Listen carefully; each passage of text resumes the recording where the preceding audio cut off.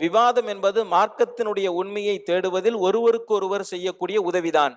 ஆனால் இதனுடைய நோக்கத்தை அடைவதற்கு இந்த 8 நிபந்தனைகளும் அவசியமாகும். ஃபர்ஸ்ட் பாயிண்ட் என்ன அப்படின்னு சொன்னாக்க, ஃபர்ல் ஐனுடைய விஷயத்தில் பரிபூர்ண நிலையை அடையாத ஒருவர் ஃபர்ல் கிஃபாயாவில் இருக்கக்கூடிய விவாதங்களில் ஈடுபடுவதை தவிர்க்க வேண்டும்.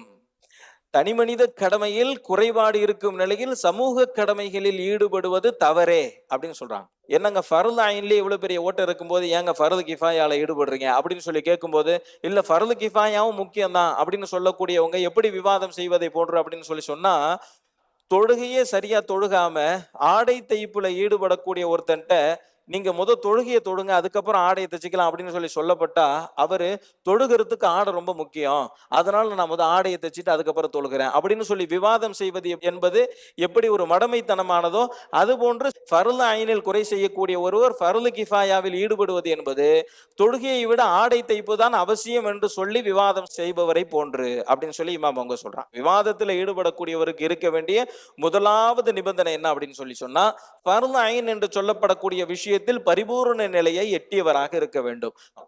இரண்டாவது அடையாளம் என்ன அப்படின்னு சொன்னா, ஃபர்ல் கிஃபாயாவில் இருக்கக்கூடிய பல்வேறு கூறுகளில் தான் எதை செய்கிறோமோ அதுதான் சிறந்தது, மற்றவைகள் எல்லாம் சிறப்பு குறைந்தது என்று விவாதிக்க கூடியவராக இருத்தல் கூடாது. அதுல இன்னொரு விஷயம் சொல்றாங்க இதுலயே என்ன அப்படின்னு சொன்னா, எது ரொம்ப அவசியமானதோ அதை விட்டுட்டு எது அதிகப்படியான தேவையில் உள்ளதோ அதில் ஈடுபடுவதும் கூட தவிர்க்க வேண்டிய ஒன்றுதான் அப்படின்னு சொல்றாங்க. என்ன அப்படின்னு சொன்னா, ஒரு கூட்டத்தால் தண்ணீர் இல்லாமல் தாகத்தால் தவித்து கொண்டு மரணத்தின் விளிம்பி நிலையில் இருக்கக்கூடிய நேரத்தில் மருத்துவமும் ஃபர்ல் கிஃபாயா தான் என்று சொல்லி தண்ணீரை கொடுக்காமல் மருத்துவம் பயில செல்லக்கூடிய ஒருவரை போன்றுதான். இதுவும் ஃபர்ல் கிஃபாயா தான். ஆனா அந்த 2 ஃபர்ல் கிஃபாயாக்களில் எது அவசியமானது அப்படிங்கிறத கவனிக்கக்கூடியவராக இருக்க வேண்டுமே தவிர அவசியம் இல்லாத ஒன்றின் பக்கமாக கவனம் செலுத்துவதும் தவறுதான் அப்படின்னு சொல்றாங்க. சொல்லிட்டு இன்னொரு உதாரணம் சொல்றாங்க. என்ன அப்படின்னு சொன்னா, ஒரு ஊரில் மார்க்க தீர்ப்பு வழங்கக்கூடிய அறிஞர்கள் நிரம்ப இருக்கிறார்கள். அப்படி இருக்கும்போது அந்த மக்களுக்கு மருத்துவர்கள் இல்லாத பட்சத்தில் மருத்துவ அறிவை தேடி பெறுவதே சிறந்ததை தவிர மார்க்க தீர்ப்பு வழங்குவதற்காக வேண்டி மார்க்க அறிவை கற்றுக்கொள்வதே சிறந்ததல்ல அப்படின்னு சொல்லி இமாம் அவங்க சொல்றாங்க. ஒரு அழுத்தமான ஒரு விஷயம் இது. இன்னொரு விஷயத்த சொல்றாங்க. என்ன அப்படின்னு சொன்னா, நன்மையை ஏவி தீமையை தடுப்பது என்பது மிக முக்கியமான ஒரு கடமைதான். ஆனால் எது அவசியம் என்பதை பார்க்க வேண்டும். ஒரு சபையில் பட்டு துணியை அணியக்கூடிய ஒருவர் இருக்கவே அதை விட்டுட்டு கற்பனையாக ஒரு பிரச்சனையை உருவாக்கி அதற்கு தீர்வு தேடுவதில் முனைப்பு காட்டுவதும் தவறு என்பதாக சொல்றாங்க. சரிங்களா? இதுவும் ஃபர்ல் கிஃபாயா தான், அதுவும் ஃபர்ல் கிஃபாயா தான். 2 ஃபர்ல் கிஃபாயால எது மக்களுக்கு ரொம்ப அவசியம் அப்படிங்கிறதுல தான் கவனம் செலுத்தணுமே தவிர எது அவசியம் இல்லையோ அதில் கவனம் செலுத்துவது தவறு. இதுதான் 2வது பாயிண்ட். 3வது நிபந்தனை பாருங்க. விவாதத்தில் ஈடுபடக்கூடிய ஒருவர் முஜ்தஹிதாக இருக்க வேண்டும். முஜ்தஹித்னா யாரு? சுயமாகவே அறிவை கொண்டு உண்மையை தேடக்கூடிய தகுதி பெற்றவராக இருக்க வேண்டும். அப்படி இருக்கக்கூடிய ஒருவர் எப்படி செயல்படுவார் என்று சொன்னால், ஷாஃபி மதுஹபை பின்பற்றி கொண்டிருக்கிறாரு, அதுல ஒரு கருத்து பலவீனமாக தெரியுது, ஹனஃபி மதுஹபுல ஒரு கருத்து பலமாக தெரியுதுன்னு சொன்னா, முஜ்தஹிதாக இருக்கக்கூடிய ஒருத்தர் பலவீனமான கருத்தை விட்டு பலமான ஒரு கருத்தை பின்பற்றக்கூடியவராக இருக்க வேண்டும்.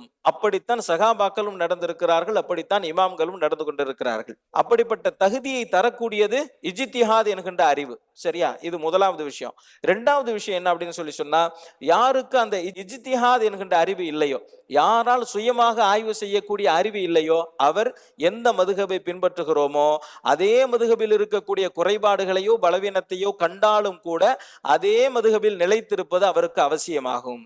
ஏன் என்று சொன்னால், அவர் ஒன்றை பலவீனமானது என்றோ ஒன்றை பலமானது என்றோ தீர்வு செய்யக்கூடிய தகுதியை அவர் பெறவில்லை அப்படின்னு சொல்றாங்க. சரிங்களா? அப்ப பொதுமக்களை பொறுத்த வரைக்கும் என்ன அப்படின்னு சொன்னாக்க, எந்த மதுஹப்ல இருக்கிறோமோ அந்த மதுஹபை ஃபாலோ பண்ணிட்டு போயிட்டே இருக்க வேண்டியதான். சரியா? அதற்கு எதிரான நிலையில ஒரு ஹதீஸை பார்த்துட்டார் அப்படின்னு சொன்னா, தக்பீர் கட்டினதுக்கு அப்புறம் இதுதான் ஓதுனாங்கன்னு சொல்லி ஹதீஸ்ல இருக்குது, ஆனா நம்ம தக்பீர் கட்டிட்டு நம்ம சனாதானே ஓதுறோம் அப்படின்னு சொல்லிட்டு பொதுமக்களை பொறுத்த வரைக்கும் நீங்க கேட்காதீங்க. அப்ப விவாதத்தில் ஈடுபடக்கூடிய ஒருவருக்கான தகுதியை தான் இவங்க சொல்றாங்க. அப்ப விவாதத்தில் ஈடுபடக்கூடியவரின் தகுதி எப்படி அப்படின்னு சொன்னாக்க, அவர் இஜ்திஹாத் செய்யக்கூடிய, சுயமாக ஆய்வு செய்து உண்மையை கண்டுபிடிக்கக்கூடிய அறிவு பெற்றவராக இருக்க வேண்டும். அந்த அறிவு என்பது அவருக்கு எப்படி உதவும் என்று சொன்னால், ஒரு மதுஹபில் இருக்கக்கூடிய பலவீனமான கருத்தையும் இன்னொரு மதுஹபில் இருக்கக்கூடிய பலமான கருத்தையும் ஒப்பிட்டு அவர் பலவீனத்தை தவிர்த்து பலமான ஒன்றை பின்பற்றுவதற்கு தகுதி படைத்தவராக அவர் இருப்பார்.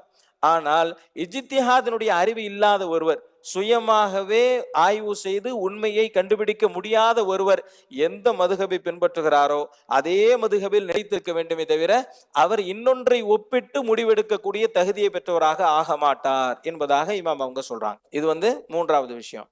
நான்காவது நிபந்தனை என்ன அப்படின்னு சொன்னா, விவாதத்தில் ஈடுபடக்கூடிய ஒருவர் அடிக்கடி நிகழக்கூடிய பிரச்சனைகளை மட்டுமே விவாதிக்க வேண்டுமே தவிர அரிதாக நடைபெறக்கூடிய விஷயங்கள் குறித்து விவாதம் செய்வதை தவிர்க்க வேண்டும். சகாபாக்களிடத்தில் இப்படிப்பட்ட நடைமுறை தான் இருந்தது. அவர்கள் அன்றாடம் நடக்கக்கூடிய பிரச்சனைகள், அதிகமாக நடைபெறக்கூடிய பிரச்சனைகளுக்குத்தான் அவர்கள் தீர்வு தேடுவார்களே தவிர அரிதாக நடைபெறக்கூடிய பிரச்சனைகளுக்கு அவர்கள் முக்கியத்துவம் தரமாட்டார்கள். அதனால விவாதிக்கக்கூடிய ஒருவர் அதிகமாக அடிக்கடி நடக்கக்கூடிய விஷயங்களில் தான் கவனம் செலுத்த வேண்டுமே தவிர அரிதாக நடைபெறக்கூடிய விஷயங்களில் விவாதம் செய்வதோ கவனம் செலுத்துவதோ தேவையற்றது என்பதாக இமாம் அவங்க சொல்றாங்க. சரிங்களா? இது நான்காவது நிபந்தனை. அஞ்சாவது நிபந்தனை என்ன அப்படின்னு சொன்னா, விவாதமானது கூட்டங்களுக்கு இடையிலோ அல்லது ஆட்சியாளர்களுக்கு முன்னிலையிலோ நடப்பதை தவிர்த்து விட்டு தனிமையில் நடப்பதே சிறந்தது என்பதாக சொல்றாங்க.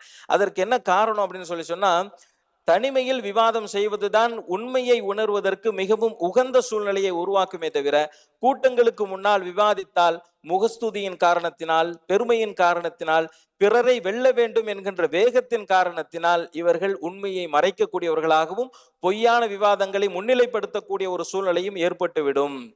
தன்னுடைய கௌரவத்தை காப்பாற்றுவதிலே கவனம் செலுத்தக்கூடியவர்களாக இருப்பார்களே தவிர உண்மையை வெளிக்கொண்டு வருவதில் அவர்கள் கவனம் செலுத்த மாட்டார்கள் அப்படின்னு சொல்றாங்க.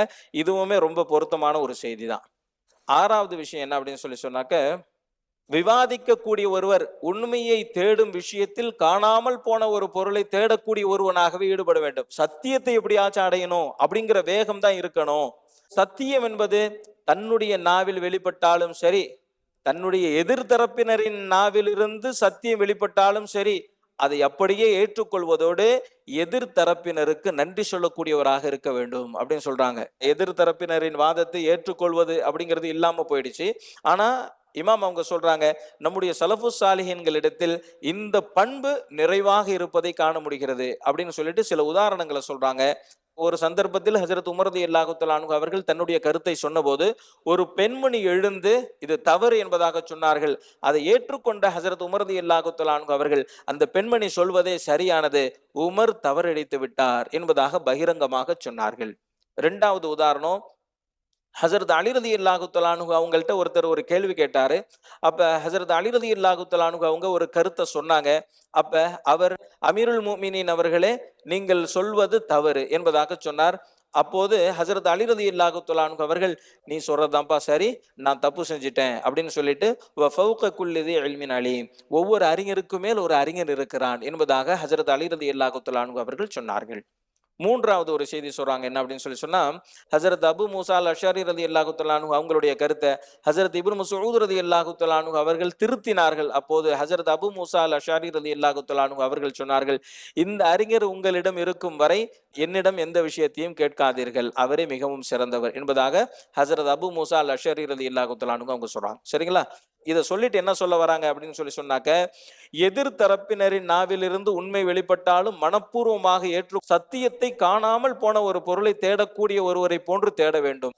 ஆனால் தற்போதைய நிலை எனக்கு மிகவும் கவலை அளிக்கிறது. ஏனென்று சொன்னால், உண்மை தன்னுடைய எதிராளியின் நாவிலிருந்து வந்துவிட்டது என்று சொன்னால் இவர்களின் முகம் கருமை அடைந்து விடுகிறது. அவர்கள் சொல்லக்கூடிய உண்மையை முறியடிப்பதற்காக வேண்டி தன்னுடைய முழு பலத்தையும் பயன்படுத்தக்கூடியவர்களை நான் மிகவும் கண்டிக்கிறேன். இவர்களா அந்த மதிப்பிற்குரிய சஹாபாக்களை போன்று விவாதம் செய்கிறோம் என்று சொல்லக்கூடியவர்கள் அப்படின்னு சொல்லி ஆச்சரிய குறி போட்டுறாங்க. அடுத்து ஏழாவது விதி என்ன அப்படின்னு சொன்னா, விவாதம் நடந்து கொண்டிருக்கும் போது ஒருவர் ஆதாரத்திலிருந்து இன்னொரு ஆதாரத்திற்கு மாறுவதோ, ஒரு விளக்கத்திலிருந்து இன்னொரு விளக்கத்தின் பக்கமாக அவர் மாறுவதையோ தடுக்கக்கூடியவராக இருக்கக்கூடாது.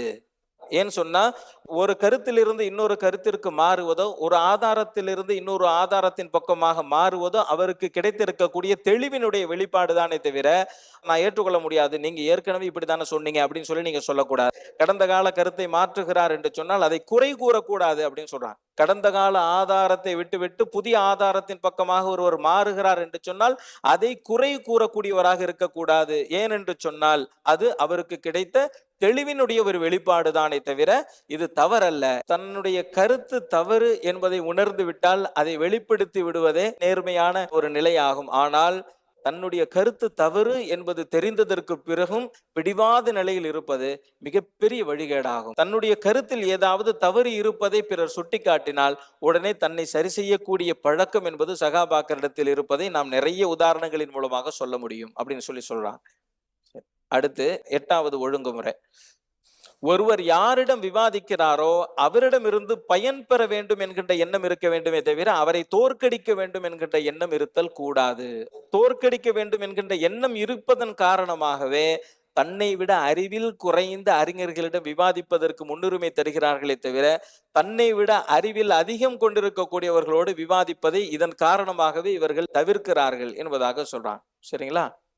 புரியுதுல? 8வது விஷயம் என்ன அப்படின்னு சொன்னாக்க, தன்னிடம் விவாதிக்க கூடியவரின் மூலமாக பலனடைய வேண்டும் என்கின்ற எண்ணம் இருக்க வேண்டுமே தவிர அவரை தோற்கடிக்க வேண்டும் என்கின்ற எண்ணம் இருக்கக்கூடாது. அப்படி ஒரு எண்ணம் இருக்கிற காரணத்தினால்தான் தன்னை விட அறிவில் குறைந்தவர்களோடு விவாதிப்பதற்கு தயாராகிறார்கள். தன்னை விட அறிவில் சிறந்தவரிடம் விவாதிப்பதை தவிர்க்கவே விரும்புகிறார்கள். ஏன் அப்படின்னு சொன்னா, எப்படியாச்சும் அவரை தோற்கடிக்கணும் அப்படிங்கிற எண்ணம் இருக்கிறதுனால, அவர்கிட்ட இருந்து எப்படியாச்சும் பலனடையணும் அப்படின்னு நினைச்சிருந்தாங்கன்னு சொன்னா யாருக்கிட்ட வேணாலும் விவாதம் செய்யலாம் இல்லையா? அதை தான் சொல்றாங்க.